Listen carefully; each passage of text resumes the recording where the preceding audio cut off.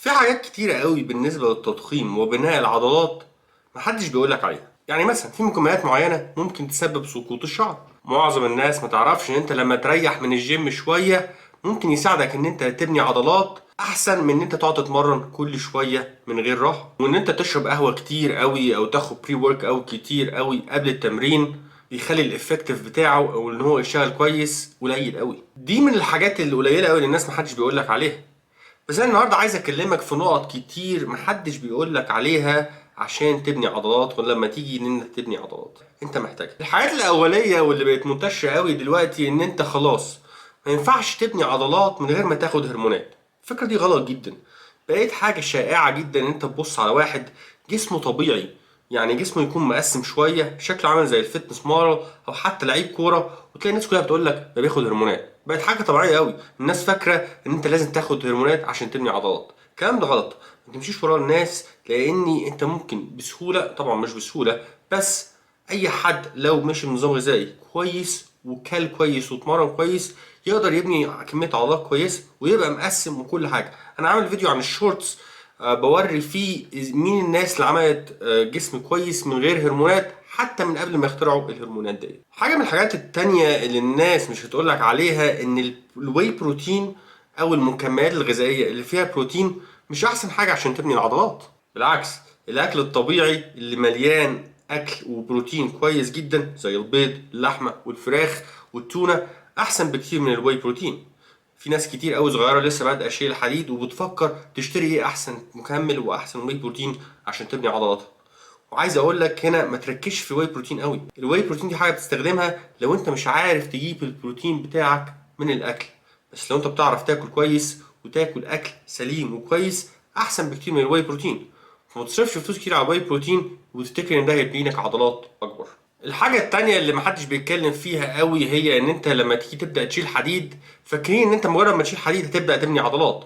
ودي مش اهم حاجة، مع ان شيل الحديد هو مهم جدا عشان يبني عضلات، بس اهم حاجة لو انت شلت حديد من غير ما تاكل الاكل الصح مش هتبني اي حاجة.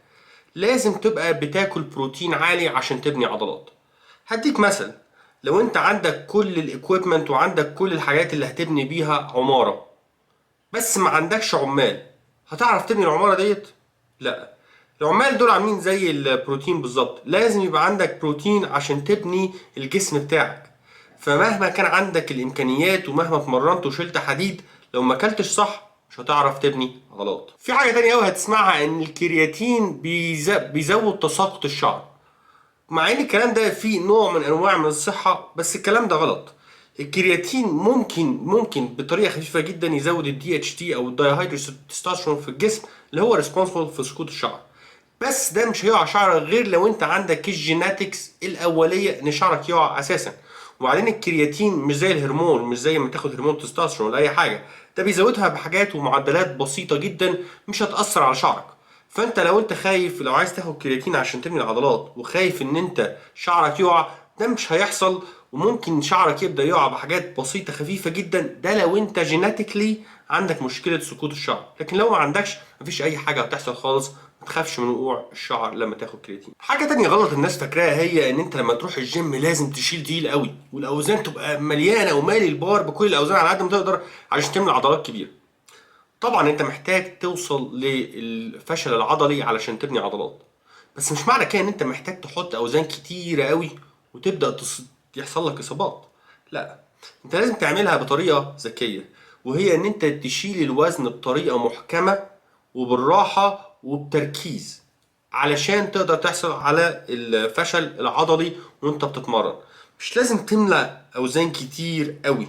انت كل اللي عايز تعمله هو ان انت تركز في الوزن كويس، تشيله بالراحة وتطلعه بالراحة بحيث ان يبقى صعب عليك، وبالتالي هتعرف تبني العضلات اللي انت محتاجها من غير ما تقعد تبني وتحمل جامد قوي وتستخدم عضلات مساعدة اللي هتخليك تتصاب في الاول. خد بالك، انت عايز تبني عضلات للمدى الطويل وتفضل كويس من غير اي اصابات.